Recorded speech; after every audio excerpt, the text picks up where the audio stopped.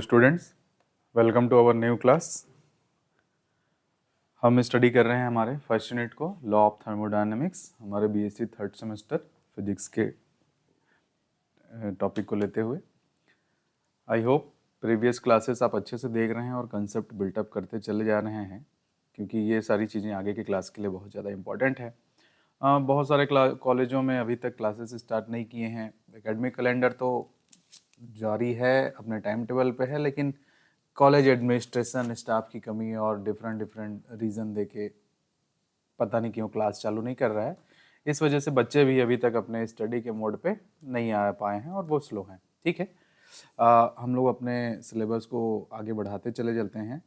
अगर इतना तो है कि अगर आपको सीख के ही चीज़ें आप लिखेंगे, वही आपको रिवॉर्ड करेंगी, और स्टडी में आपको टाइम आपको देना पड़ेगा। अगर आप वीडियो अभी नहीं देख पा रहे हैं, एग्ज़ाम के टाइम आपको देखना ही पड़ेगा। अगर उसके बावजूद आप नहीं सीख पा रहे हैं, कहीं से इस टॉपिक आपके लर्निंग के फेज़ में छूट रहा है, तो पास भी हो जाएंगे तो भी आपको बाद में ये चीज़ कहीं ना कहीं से पढ़ना पड़ेगा। अगर आप जब तक आप फिजिक्स के फील्ड में, साइंस के फील्ड में रहेंगे, ज़रूरी नहीं कि बीएससी का ही एग्ज़ाम है, उसके बाद आप डिफरेंट काइंड ऑफ एग्ज़ाम जब आप देंगे तो इसका कंसेप्ट तो आपको बनाना पड़ेगा ही पड़ेगा। तो मैं ये समझता हूँ कि अगर आप अभी वीडियो छोड़ रहे हैं तो कल को इसको देखेंगे ही, आपके पास इसके अलावा कोई चारा नहीं है। अच्छा ये रहता है कि अगर हम लोग स्टार्टिंग से ही अपने कंसेप्ट को बिल्टअप करते हुए एक अपना खुद का एक मटेरियल, नोट्स वगैरह बना के चलते चले जाएं तो अच्छा रहता है। ठीक है, तो कुछ एक टॉपिक ही बच गया है हमारे इस यूनिट का। ये जो अपन लास्ट देख रहे हैं, एक हमारा आज का लेक्चर रहेगा एंट्रोपी की अवधारणा, और इसके बाद एक टीएस डायग्राम के बारे में, जिसको लेके third law of thermodynamics upon understand करेंगे। उसके बाद इस पूरे यूनिट का पीडीएफ मटेरियल आपको व्हाट्सएप चैनल पे अपलोड कर दिया जाएगा। और चूंकि बहुत सारे स्टूडेंट्स को एग्जैक्ट बुक नहीं मिल रहा है, तो हम कोशिश कर रहे हैं कि कुछ हिंदी मीडियम की कुछ किताबें पुरानी, जो पहले जो मैक्सिमम टॉपिक्स कवर करें, क्योंकि आपके सिलेबस के अकॉर्डिंग एज इट इज़ कोई किताब नहीं बनी है, ये आपको पता है। क्योंकि पुरानी जो किताबें चलती थी वो पुराने सिलेबस के अकॉर्डिंग, अभी इन्होंने नया जब एनईपी का सिलेबस बनाया तो बहुत सारी चीज़ें आगे पीछे हैं। तो हम पुरानी जो किताबें हैं, जो हिंदी मीडियम के जितने मटेरियल हमको उसमें मिल पाएंगे, जो बच्चों को अगर हेल्प हो सके, तो ऐसी किताबों का भी पीडीएफ हम आपको हमारे व्हाट्सएप चैनल पे अपलोड करेंगे, चैप्टर वाइज, यूनिट वाइज, ताकि आपको उससे भी थोड़ा हेल्प मिल जाए। क्लासेस हम जो आइडियल सोर्स है, जो इंग्लिश मीडियम की आइडियल किताबें हैं, या ये कहिए कि जिनको सिलेबस बनाने के समय सिलेबस बनाने वालों ने रेफरेंस के तौर पर डाली गई है, उसको हम प्रिपेयर करके फिर हिंदी ट्रांसलेशन करके फिर आपका एक बेहतर क्लास यहाँ पे बनाते हैं। तो मल्टीपल रिसोर्स हम लोग यूज़ करते हैं। तो यहाँ पर बहुत जल्दी ये यूनिट हमारा ख़त्म हो जाएगा। आज बहुत इंपॉर्टेंट हमारा टॉपिक है एंट्रोपी की अवधारणा, कॉन्सेप्ट ऑफ एंट्रोपी क्या होता है, कैपिटल एस से डिनोट करते हैं। तो स्टूडेंट्स, ये भी अपने आप में एक थर्मोडायनेमिकल वेरिएबल है। थर्मोडायनेमिकल वेरिएबल कहने का मतलब है कि पी, वी और टी, और एक पदार्थ की मात्रा को आइडियल केस में कंसिडर ना करते हुए जो आगे अपन स्टडी करते हैं, उसी कंस्टेंट में, जैसे प्रेशर होता है, वॉल्यूम होता है, टेम्परेचर होता है, उसी कंसेप्ट में एक कैपिटल एस, जिसको एंट्रोपी बोलते हैं, जिसको आगे चल के आप थर्मोडायनेमिकली मैथमेटिकल इक्वेशंस में यूज़ करेंगे, उसको यहाँ पे इंट्रोड्यूस किया गया है। ठीक, तो सबसे पहले जो पहले से अगर आप पढ़ते आ रहे हैं, साइंस के स्टूडेंट हैं, तो एक बेसिक डेफिनेशन ये होता है कि एंट्रोपी जो है अव्यवस्था की माप है। जितना ज़्यादा कोई सिस्टम डिस्टर्ब्ड रहेगा, जितने ज़्यादा उसके मॉलिक्यूल्स इधर उधर रहेंगे, फैले हुए रहेंगे, अरेंज्ड नहीं रहेंगे, उसकी एंट्रोपी ज़्यादा होती है, ये कहा जाता है। तो सीधा सीधा जो डेफिनेशन ये निकल के आता है कि जो एंट्रोपी जो है, जो कार्यकारी पदार्थ है या जो मटेरियल आप यूज़ करेंगे निकाय के अंदर, इंजन के अंदर, उसका एक गुण है, उसका एक प्रॉपर्टी है। ठीक, तो वही यहाँ पे डेफिनेशन वाइज है कि एंट्रोपी को क्रियाशील पदार्थ के एक थर्मोडायनेमिकली प्रॉपर्टी के रूप में जाना जाता है। ठीक, क्रियाशील पदार्थ, याद रखेंगे, ये इंपॉर्टेंट चीज है, निकाय का नहीं है, वो जो मटेरियल आप यूज कर रहे हैं उसका। ठीक, जो कि रुद्धोष्म प्रक्रिया के दौरान स्थिर रहता है। याद रखेंगे। इसकी प्रूफ हमें अब अभी देखेंगे। अब मैं वो बेसिक डेफिनेशन पे बात नहीं कर रहा हूँ कि एंट्रोपी कहने का मतलब अव्यवस्था है ना। परिभाषित किया जाता है थर्मोडायनेमिकल प्रॉपर्टी के अकॉर्डिंग, और ये जो एडियाबेटिक हमारा प्रोसेस होता है उसमें क्या रहता है जी, कांस्टेंट बना रहता है। एंट्रोपी वास्तव में अव्यवस्था की माप है। एंट्रोपी ऊष्मागतिकी चर के रूप में महत्वपूर्ण भूमिका निभाता है। एंट्रोपी में परिवर्तन कहने का मतलब है कि कोई भी सब्सटेंट आप लेंगे तो उसके मॉलिक्यूल्स में व्यवस्था और अव्यवस्था कैसे होगी, सीधा सीधा निर्भर करेगा ताप पे। टेम्परेचर यदि गेन होगा तो मॉलिक्यूल्स की काइनेटिक एनर्जी बढ़ेगी, उनके मोशन का पोजीशन बढ़ेगा। यदि ताप कम होगा तो वो एनर्जी ग्राउंड लेवल एनर्जी पे चलते चले जाएंगे, तो स्टेबल होते चले जाएंगे। तो सीधा सीधा कंसेप्ट आपके टेम्परेचर से है। तो कहने का मतलब है कि किसी निकाय में कितना एंट्रोपी में परिवर्तन होता है वो निर्भर करता है कि कितनी ऊष्मा आप देते हैं। ठीक, ऊष्मा जोड़ी या घटाई गई और उसके अकॉर्डिंग उसके टेम्परेचर में क्या चेंज आता है, क्योंकि अव्यवस्था सीधी सीधी इसी से जुड़ी हुई है। मैथमेटिकली जब आप लिखेंगे तो ds, एस से अपन एंट्रोपी को दिखाते हैं, ds मतलब एंट्रोपी में परिवर्तन, is equal to how small amount of heat you give and then you get a temperature difference और टेम्परेचर। ठीक, तो चूंकि यहाँ पर रुद्धोष्म प्रक्रिया, समतापी प्रक्रिया के आधार पे हम एंट्रोपी को और डिटेल में जानेंगे। फिलहाल मैथमेटिकली आप एंट्रोपी का डेफिनेशन लिखेंगे ds is equal to dq upon T, या dq is equal to TdS। याद रखेंगे ये सेकेंड लॉ ऑफ थर्मोडायनेमिक्स का मैथमेटिकली फॉर्म भी है। सेकेंड लॉ ऑफ थर्मोडायनेमिक्स का मैथमेटिकल फॉर्म भी है। आगे इसके डेफिनेशन को देखेंगे। चलिए, एंट्रोपी में परिवर्तन को कैसे कैलकुलेट करेंगे या कैसे ये निकल के आता है, या एक स्टेटमेंट होता है क्लॉसियस का, क्लॉसियस के प्रमेय को लिखिए, सिद्ध कीजिए बोलेगा तो भी यहीं से आप चालू करिएगा।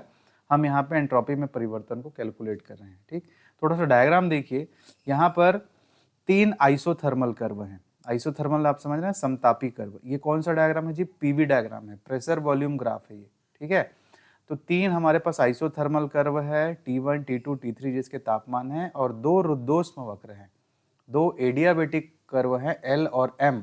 तो ये जो 3 आइसोथर्मल कर्व हैं वो 2 इस एडियाबेटिक कर्व से बांटे गए हैं। ठीक, और हमारे पास 2 कार्नो साइकिल यहाँ पे बने हैं। कौन कौन से, ABCD, ये ऊपर वाला ये वाला, और DCEF, 2 कार्नो साइकिल है। ठीक, कोई निकाय पॉइंट नंबर A से पॉइंट नंबर B तक Q1 ऊष्मा लेकर वर्क करके पहुंचता है।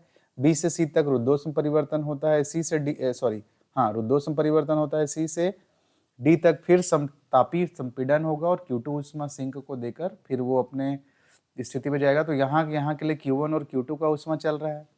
यही Q2 ऊष्मा को D से C तक जाने के लिए यूज करके फिर इस प्रोसेस पे जाके फिर संपीड़न के लिए Q3 ऊष्मा यूज करेंगे यहाँ पे। ठीक है, तो देखिए जरा चित्र में क्या लिखा है।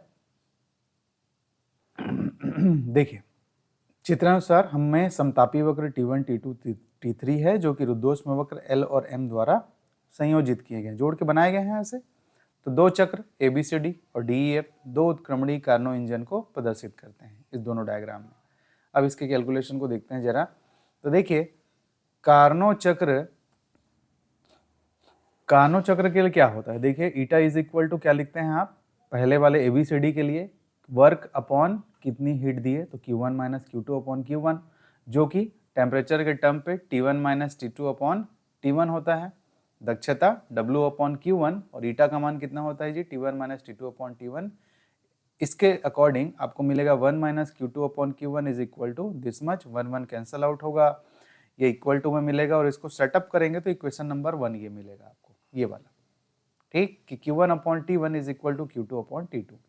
सिमिलरली जब आप दूसरे वक्र के लिए DCEF के लिए सॉल्व करेंगे तो वहां के लिए दक्षता के साथ रिलेशन निकालेंगे। इसके लिए तो क्या होगा कि eta is equal to Q3 minus Q2 upon Q2, जो कि इक्वल टू रहेगा किसके जी, T3, ठीक, और जो टेम्परेचर है T2 उसके अकॉर्डिंग। तो उसी को यहाँ पे लिखा गया, और उसको जब ऐसे सॉल्व करोगे तो आपको सॉल्व होके ऐसे मिलेगा कि Q2 upon T2 is equal to Q3 upon T3। तो इक्वेशन नंबर 1 और 2, तो जो कि इक्वेशन नंबर 1 और 2 से एक सिलसिलेवार रिलेशन मिल रहा है कि Q1 upon T1, Q2 upon T2, Q3 upon T3 सब बराबर है, मतलब इज इक्वल टू क्या है जी, एक कांस्टेंट है। मतलब हम बोल सकते हैं कि dq अपॉन T या Q upon T is equal to क्या है, कांस्टेंट है। ओके, तो एक इस रिलेशन को अब यदि दो रुद्धोष्म वक्र एक दूसरे के बहुत निकट हैं और यदि dq एक रुद्धोष्म से दूसरे रुद्धोष्म में जाने के लिए तापमान T पर अवशोषित ऊष्मा की छोटी मात्रा है, जो अमाउंट ऑफ हीट जो ले रहे हैं वो एक स्मॉल अमाउंट ऑफ हीट से डिनोट कर रहे हैं, तो dq upon T is equal to constant के फॉर्म में इसे डिनोट करेंगे। ठीक, जो ये कांस्टेंट आता है, ये जो कांस्टेंट आप हमने डिफाइन किया है इस थ्योरम वाइज स्ट्रक्चर से, उसी कांस्टेंट को आप दो रुद्धोष्म अवस्थाओं के मध्य क्या कहेंगे जी, एंट्रोपी के परिवर्तन के रूप में जाना जाता है। ठीक, जिसे किससे प्रदर्शित करेंगे, ds से आप प्रदर्शित करेंगे। तो it means ds is equal to dq upon t। देखिए जनरलाइज्ड फॉर्म में q upon t is equal to constant हुआ ना। अब हम उसे विभिन्न दो रुद्धोष्म वक्रों के कंसेप्ट में लेके कि भाई रुद्धोष्म वक्र में धीरे धीरे कोई परिवर्तन उष्मा के हीट के बेस पे होता है, तो जो हीट है उसको एक रुद्धोष्म से दूसरे रुद्धोष्म में जाने के लिए जितने अमाउंट है उसको थोड़ा सा अमाउंट लेकर इस तरह से डिफाइन किया गया, और तब आप इस कांस्टेंट को क्या कहेंगे, एंट्रोपी में परिवर्तन कहेंगे। और पूरे वक्र के लिए यदि आप निकालें कि एक बिंदु A से B तक जाने के लिए क्या होगा, तो एक इंटीग्रेशन फॉर्म इसी का कि S of A entropy at point A entropy at point B पे इंटीग्रेशन कर दीजिए, तो A से B dq अपॉन dt जो कि इस तरह से निकलेगा।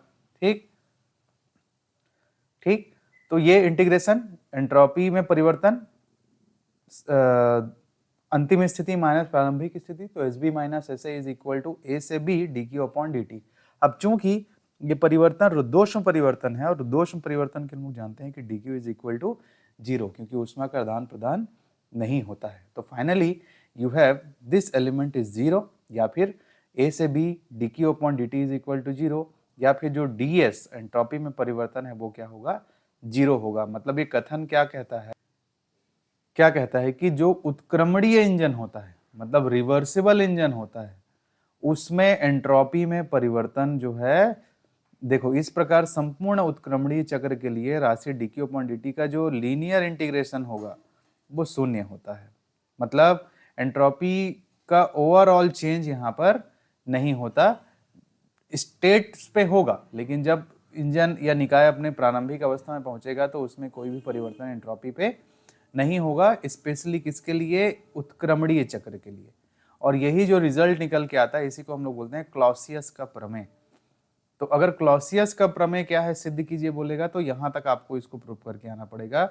और ये एंट्रोपी का कंसेप्ट भी बताता है ना, कि यहाँ से आप इसको शुरू करिएगा इस डायग्राम से, एंट्रोपी में परिवर्तन वाले कंसेप्ट से, और ऐसा चित्र बना के ये एक statement equation number 1, equation number 2 और इक्वेशन नंबर 1 और 2 से ये प्राप्त करके उसे रुद्धोष्म वक्र के लिए परिभाषित करके आपको ये रिजल्ट लेके आना है। ये हमारा कहलाएगा क्लॉसियस का प्रमेय कहलाएगा। ठीक है, और बेसिक कॉमन सेंस है और बेसिक सा कि भाई टेम्परेचर में रुद्धोष्म प्रोसेस में कोई चेंजेस नहीं रहेगा, क्योंकि हीट का ट्रांसफॉर्मेशन ही नहीं है, तो एंट्रोपी ओवरऑल कंप्लीट साइकिल के लिए क्या रहेगी, 0 रहेगी। ठीक है, चलिए एंट्रोपी का कंसेप्ट आप अच्छे से समझ गए होंगे, हीट और टेम्परेचर से रिलेटेड है। कुछ इंपॉर्टेंट रिजल्ट्स देखिए इससे रिलेटेड, जो कि बहुत ज़्यादा इंपॉर्टेंट है। आपको दोनों ही टाइप के प्रोसेस में कैसे होता है एंट्रोपी का चेंज वो देखना है। खासकर एक उत्क्रमणीय प्रक्रम जो लिखा है ये वाला आपके रिवर्सिबल प्रोसेस के लिए, ठीक, कि एंट्रोपी में क्या परिवर्तन होता है उसको जानना है। तो अभी हमने देखा क्लॉसियस के थ्योरम में भी कि रिवर्सिबल इंजन लिए थे तो एंट्रोपी में परिवर्तन क्या आया जी, 0 आया। ठीक, तो चलिए इसको एक प्रूफ यहाँ पर देखते हैं कि रिवर्सिबल प्रोसेस के लिए एंट्रोपी में क्या है। फिर से कार्नो इंजन का यहाँ पे एग्जाम्पल लिया हुआ है, कार्नो साइकिल का, A से B, B से C, C से D और D से A से B तक आपके समतापी प्रसार, B से C तक रुद्धोष्म प्रक्रिया, C से D तक फिर समतापी, D से A तक फिर से रुद्धोष्म प्रक्रिया। तो चूंकि समतापी प्रसार है तो समतापी प्रसार में ds ताप क्या है, कांस्टेंट रहेगा, तो एंट्रोपी में परिवर्तन क्या होगा, आपका सिस्टम Q1 हीट लेगा और कहाँ पे पहुंचेगा, T1 तापमान पर। तो सिंपल Q1 अपॉन T1। ठीक, रुद्धोष्म प्रसार में B से C के लिए, चूंकि रुद्धोष्म परिवर्तन में dq तो कुछ लिया दिया जाता ही नहीं है, तो q इज इक्वल टू 0। तो BC लेन के लिए B से C तक जाने के लिए ds इज इक्वल टू 0, क्योंकि यहाँ पे 0 हो जाएगा। ओके, फिर C से D तक जाने के लिए जो आपका निकाय है वो उष्मा देता है, तो निकाय से उष्मा में कमी होती है, तो माइनस साइन यहाँ पे लग जाएगा। और टेम्परेचर कहाँ पहुँच जाते हो आप? T2 पे पहुँच जाते हो, तो माइनस Q2 अपॉन T2 हो जाएगा। DA के लिए फिर से आपकी एंट्रोपी 0 हो जाएगी, क्योंकि रुद्धोष्म में संपीड़न है और रुद्धोष्म संपीड़न में dQ इज इक्वल टू 0। और चारों को अगर आप जोड़ेंगे तो ये तो पहला वाला तो आपको मिलेगा Q1 अपॉन T1, ये 0, ये वाला मिलेगा Q2 अपॉन T2 और ये 0। तो finally Q1 upon T1 minus Q2 upon T2 is equal to हमारा इतना इक्वेशन नंबर 1 हो गया। अब चूंकि हम लोग जानते हैं कि जो उत्क्रमणीय कार्नो चक्र है, उत्क्रमणीय कार्नो इंजन के लिए Q1 upon T1 Q2 upon T2 होता है। ये स्टार्टिंग में ही क्लासियस के स्टेटमेंट में ये चीज प्रूव किए हैं हम लोग। तो यहाँ पर आप Q1 upon T1 minus Q2 upon T2 की जगह सेम एक्सप्रेशन रख सकते हैं। इसका मान कितना होगा जी? 0 हो जाएगा। Then finally you have change in entropy in reversible process is equal to 0, जो कि इस चीज को प्रूव करता है कि total change in entropy is always 0 in reversible process. की उत्क्रमणीय चक्र में, उत्क्रमणीय प्रक्रिया में निकाय की कुल एंट्रोपी शून्य में परिवर्तन, याद रखें कुल एंट्रोपी नहीं बोल रहे हैं, एंट्रोपी में परिवर्तन जो है शून्य होता है। Total change, net change, total change जो भी बोलिए, लेकिन टोटल की बात हो रही है और चेंज की बात हो रही है, ठीक। क्योंकि भाई एंट्रोपी में परिवर्तन होगा, अलग अलग अवस्थाओं में होगा, लेकिन जब नेट निकालोगे तो वो 0 हो जाएगा। जैसे यहाँ पे कुछ हुआ है, यहाँ पे नहीं हुआ, ये हुआ, तो एक रिजल्ट क्या आया कि कोई भी रिवर्सिबल प्रोसेस अगर है तो एंट्रोपी का में परिवर्तन क्या होगा? 0 होगा, ठीक। चलिए अब नेक्स्ट इसका रिजल्ट देखते हैं कि अगर प्रोसेस जो है इररिवर्सिबल होता है, रिवर्सिबल नहीं है, इररिवर्सिबल है, एक ही दिशा में आप चला सकते हो, मतलब निकाय फिर से घूम फिर के अपनी प्रारंभिक अवस्था में नहीं आ सकता, तो इस स्थिति में हमेशा एंट्रोपी में वृद्धि होती है, ठीक। इस स्थिति में हमेशा एंट्रोपी में वृद्धि होती है। तो इसको समझते हैं कि entropy of a system increase in all irreversible process, जो भी अनुत्क्रमणीय प्रक्रियाएं हैं उसके लिए एंट्रोपी में परिवर्तन हमेशा बढ़ते रहता है। देखिए प्रूफ कैसे करेंगे।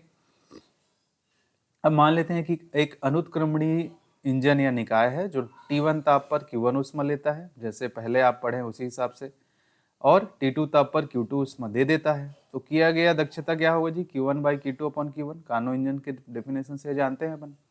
अब कार्नो प्रमेय के अनुसार कार्नो के प्रमेय, कार्नो के साइकिल की बात नहीं हो रही है, कार्नो का प्रमेय जो जस्ट इससे पहले क्लास में आपने पढ़े हैं, कार्नो के प्रमेय का 2 स्टेटमेंट था, और उस स्टेटमेंट के अकॉर्डिंग पहला स्टेटमेंट क्या बोलता था जी?